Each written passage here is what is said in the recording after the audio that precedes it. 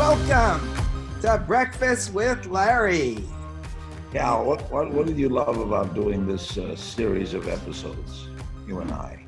I love being able to say, welcome to Breakfast with Larry. That's one of the highlights of my life, Larry, to see you on my TV screen, to listen to you over the radio, 3 a.m, driving between Missouri and New York, hearing your voice, and then to be sitting here today and saying, welcome to Breakfast with Larry. What a thrill this must be to you, Cal. I mean, I can see you bubbling up. Brian, you're a marketer. What's your advice for marketing automation for a podcast or a subscription show like Breakfast with Larry? Well, you know, it's been a pleasure being a part of this show on the back end, the back scenes, behind the scenes, if you will. And I think a lot of people that are trying to create subscription-based programs, podcasts, they get caught in a lot of what you can do, and so they do the baseline. I mean, Cal, you've run successful podcasts as well. It really comes down to doing more than just the basics, and that is getting people to opt in, sending emails, letting people know that you're going to be airing a new podcast. I think most people that are doing podcasts nowadays create the podcast and just pray and hope that they rise to the top of the charts because their content is good. But I think what it comes down to it is you've got to promote it. You've got to let people know about it, and you got to get people like Cal to sponsor it and check things out. I think that's really makes a difference in the podcast world today and subscriptions. Yeah, that's a big point because, Larry, when you got started, you had people who were going out and making sure everybody knew about you, or else might have just been your voice that was attracting people. But there was a staff of people to do that for you. Now on the internet, you pretty well have to do it yourself. Yeah, I've been doing it so long now, 63 years on the air. I got into interviewing very early. I thought I'd be a sports announcer, but I got into interviewing. I got to love interviewing. And that show initially on radio in Miami, then television in Miami, and then national television on CNN, and then, Ted Turner, and the rest is history with Ted. But I loved interviewing. I still do. I still do it twice a week. I love asking questions. I love the whole ball of wax. To me, I learn every time I'm out. I never take it for granted, and I never have a agenda. I don't approach an interview with, I'm going to do this or I'm going to get the interviewee to do that. I just go into it. I can't explain it. It just came naturally to me. I think were you naturally a writer? I was naturally a writer, but I think you showed me how it would have been very easy for me to segue into broadcasting. I just never had the sense to do so when I was young. And then having the ability to hang with you every day, to go to breakfast with you at Nate and Al's and later the Nosh, to go and sit next to you while you're doing your show. It all kind of just came to me by osmosis. And I think that's one of the benefits of this series and also your Communication U courses, where people were able to take everything that you learned and apply it to their own lives. Do you have any sense of what you've been able to pass on to people? A sense, I hope I passed on to them knowledge, and to broadcasters a desire to get into it. Cal, I never think about that. I don't think about legacy, I just think about doing my show. Brian, you work on online coaching, right? Yeah, I've helped a lot of people that Yeah. What's the main challenge you face? Well, when you're selling something that is an information product, right? And you recognize that, you're teaching someone words, and coaching. You're teaching someone how to become better or do better in their business, their personal life. And so a lot of people struggle with how to get that message out there. And I feel like there has to be consistency in your message. So many people take a line for a minute or two or a week or two, and then they decide it's not going to work. And so they change it up. You got to be consistent. And Larry, you've been able to do that, right? You've been able to be the consistent guy. And why do you think so many people come and want to be a part of you and what you've done, Larry? Because they know that they're going to get an honest half hour or hour. They know that the guests will be treated with dignity. They know that good questions will be asked and that there will be follow-up. That's very important in interviewing. The follow-up to the answer you get. I've been recently asked what it was like to interview Michael Jordan. Michael Jordan is a master communicator. He was a master on the basketball court, and he's a master off, and he's a classic example of what you can do with a career and go beyond it. Now he owns a team, sole owner of the Charlotte Hornets. I had the honor of unveiling his statue at United Center. He was leaving to try to play baseball. And so I pulled down the string and whoop, down came the thing, and there's that statue that will be there in perpetuity. And I loved interviewing him. I loved being around. I remember what he said when he got into his car. I walked him over to the car after the unveiling. And he said, "God, I hope I can hit the curveball." Unfortunately, he did not. And he returned. You know, when you look back at that timing, Brian, I don't even think people in your profession existed back then. That was when, in the 90s, Larry? Yeah. 92, there was 93. There was no internet. No internet, and now look how big Brian got. Yeah. I was asked what my advice I have on turning a boring interview to an interesting one. You can't make someone interesting who's not interesting, but you can draw them out. And so the statement is that almost any person has some good story to tell that will be of interest. And my job was to draw them out. I got to admit, that came naturally. I had no one taught me. I didn't take a course in radio or interviewing. It just came that. And when I met someone who seemed hesitant or shy, it was my job to bring them out. You don't blame the guest. Well, Larry, real quick, I got a question on that. You've had this amazing career in interviewing other people. And as of late, on a couple other shows and things you've done recently with Breakfast with Larry, you've been able to answer more questions, become a mentor. How has that been different for you in this process? Well, I guess I am. I never think of myself, Brian, as a mentor. I do what I do. And if that is helpful to people, I know there's so many people say they got into broadcasting because of me. They listened to me at night, like Cal said, or they watched all my television work, and they got to see that how much I was enjoying myself, that they wanted to do it. So I'd say once a week, I meet someone who got into broadcasting, some on the air, some off the air.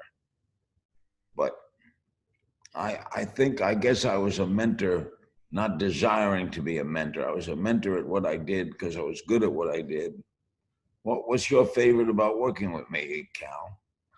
Well, what really stands out when I look at the arc of your career is the level of trust that you were always able to bring to an interview, and that it didn't matter who was listening. They could be on the far right, far left. A lot of them didn't know which way you leaned politically. They were just there to see what you can extract from the subject that you were interviewing. And I think, quite sadly, that is going to be lost into the future, because now I turn on the television and I'm just being spun like a top by the left, by the right, whichever way I go. There's nobody on TV right now that allows me to have the same trust that I had or that I have whenever I see you interviewing somebody. And I think that's a really terrible loss for the country and the world. And that's the format that's a problem. It's the people who run the station. It's the suits. They don't want anybody on as a guest over, 8 minutes. So when you watch all these cable networks, the Larry King Lives are gone. That kind of show. Sadly, the in-depth interview is gone. It's kind of sad. Well, I think that's where you now see podcasts.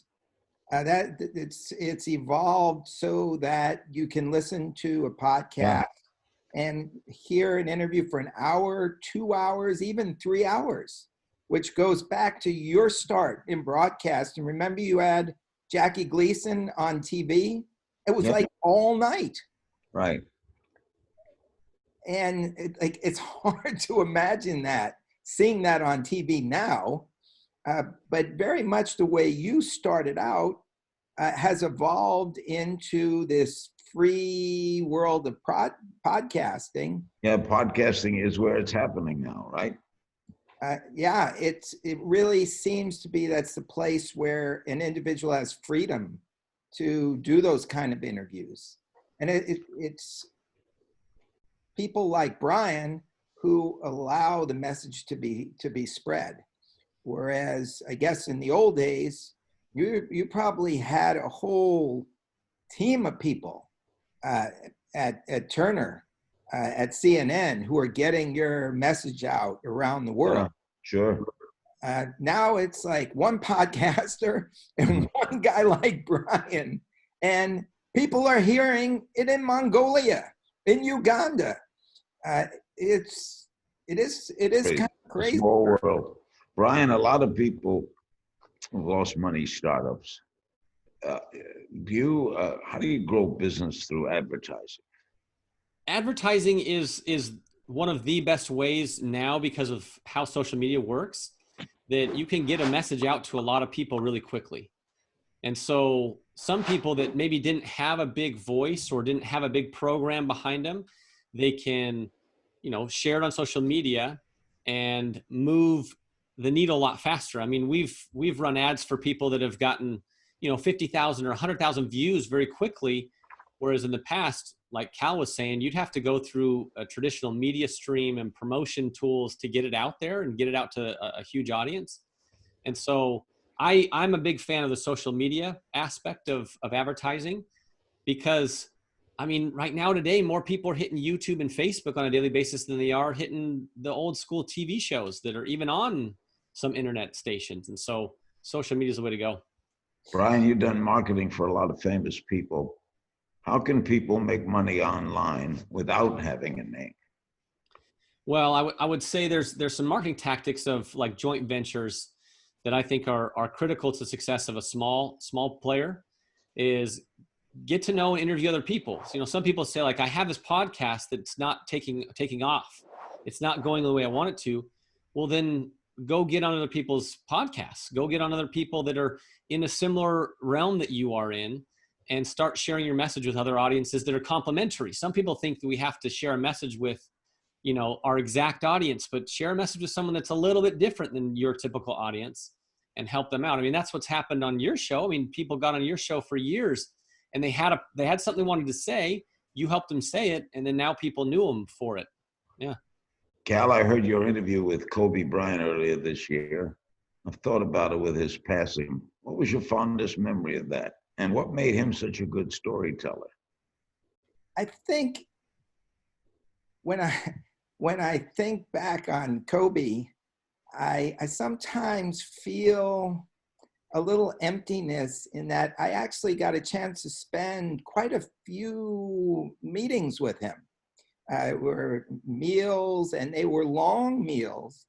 And I don't think I appreciated what I was receiving at the time, because I thought, this is going to go on for years. And only after I can remember my son coming in and saying, "Please, Dad, tell me it's not true." And I said, "What?" And he said that Kobe died in a helicopter crash. And now when I look back, I see how much he was trying to do in mentoring young people. It was a very singular vision that he had. And it's really sad that he didn't get a chance to pull that off, because it would have been stunning. And, you know, I was thinking of a question a little while back, and it kind of ties together, because Brian, if you had a talent like Larry, but Larry was 17 years old now, what would Larry become given all that you could put into the process? You know, wow, that's a great question. Turning back the hands of time and Larry's 17 and give him the tools we have today. One, you could get a message faster to the audiences that need it.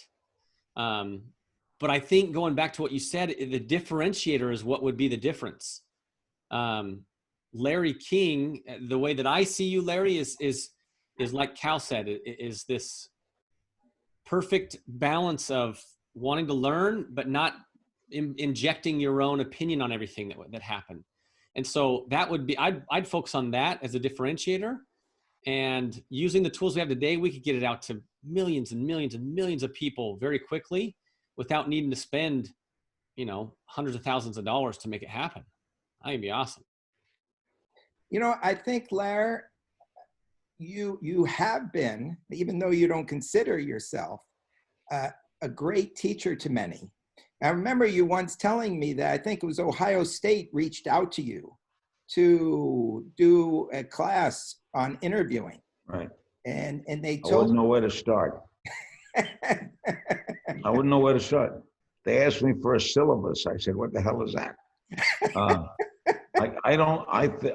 Interviewing, I don't know if I could teach some pointers, but as a subject to teach it, I know that I'm taught in schools. I'm told that my tapes are shown in colleges, but I don't know that I couldn't teach it.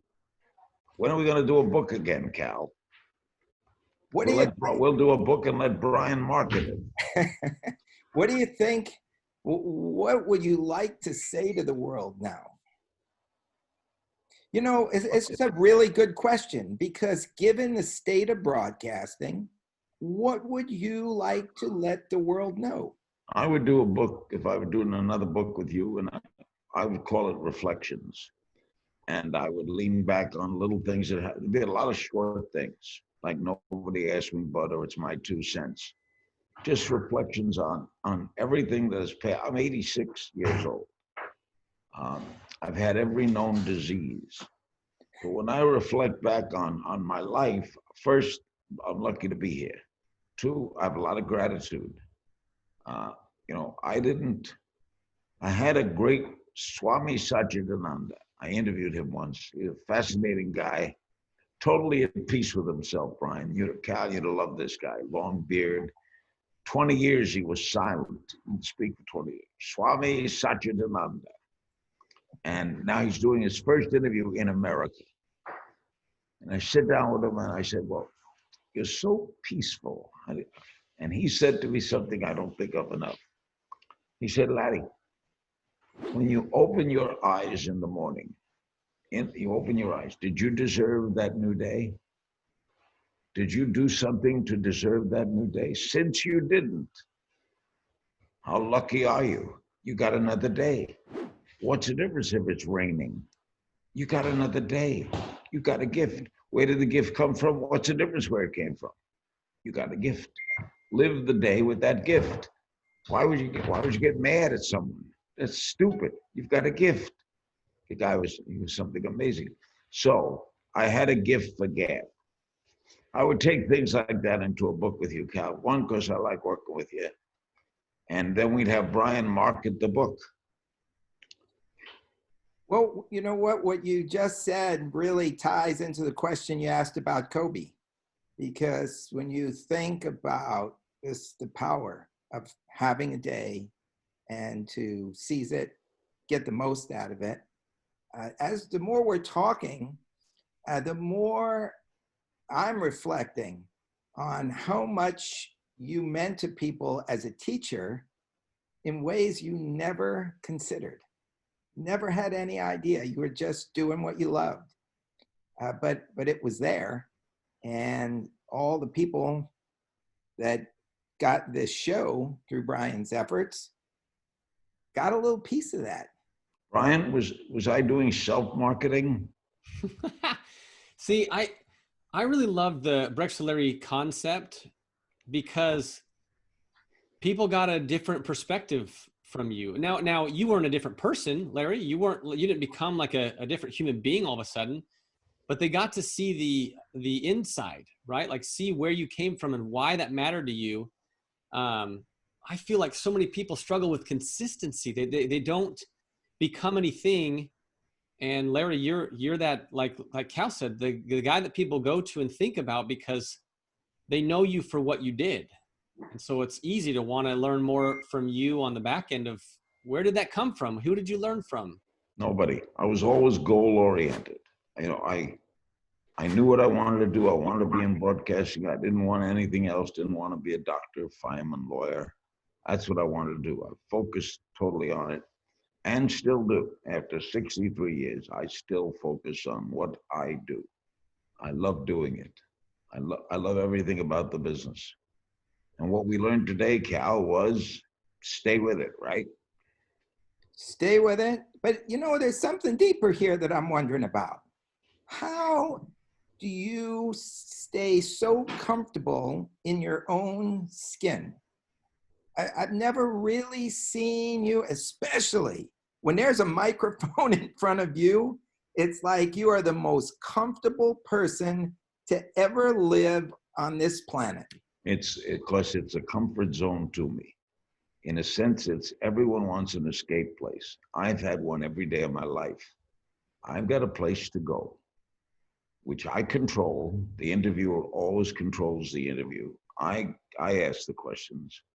I'm in this wonderful spot of learning every day, the chance to learn every day, get paid well for it, and to stay on top of things that are happening in the world and talk about politics and show business and sports, the whole convergence thing. I consider myself fortunate to have been, I mean, my father would never understand all that's happened to me. He died when I was 9. I could just picture him saying, Larry, what'd you do with your life? What did I do with my life? I mean, I'm not going anywhere, but I learned a lot from the Bryans of the world and watched good marketers. Cal is good a broadcaster as you are, Cal. You're a great writer. And I feed off that. I just feed off it. Well, you know what? As we're talking, I'm wondering, why do we got to end this? Let's keep it going over the internet. Well, they call this the last breakfast with Larry. I tell you what, Brian, Cal, here's what we're going to do. Lunch with Larry. I can sleep a little later. Let's think about it, okay? Let's talk to the powers that be, wherever they are now. Where are the powers? In Arizona? Who started this? Whoever started it, Danny, who? We all did. We're going to pick it up with Lunch with Larry, done in a vacuum. You know, in this series, we've had a lot of great guests like Brian and others. We've learned a lot. That's what a good series should bring to people. They know more about something than they knew before it started. You walk away with knowledge. Knowledge is power. Brian, I salute you for all the work you do and continue to do, right? You ain't retired. I'm not retired. Cal, you got your podcast and your speeches, right? Yeah, and we're going to turn that over to the internet so that more people around the world can see them. You know what? I got you. Here's the best piece of advice that you gave me, Larry. Every setback is a step forward. And so when something like the coronavirus happens, before I met you, this thing would have completely knocked me off balance. But as soon as it happened, I just kept on thinking, what's the step forward? And I think it's the step toward Brian's world. And there's going to be amazing opportunities to get the message out to even more people. because now everybody's coming to these Zoom meetings. Well, I want to tell you, it's been great doing this series with you. And I'm going to tell you, I'm not going to give up lunch with Larry. We'll bring on Brian, we'll bring on Cal, we'll do the thing you and I together, right? I'm in. I'm You up in. for lunch, Brian? I love It'd it. be great It's- doing it, Brian. We'll count on you. I love it. It's great opportunity to learn and share. Yeah. Okay, viewers, look forward to it. We'll let you know. Lunch with Larry. Eat well. Thanks, guys.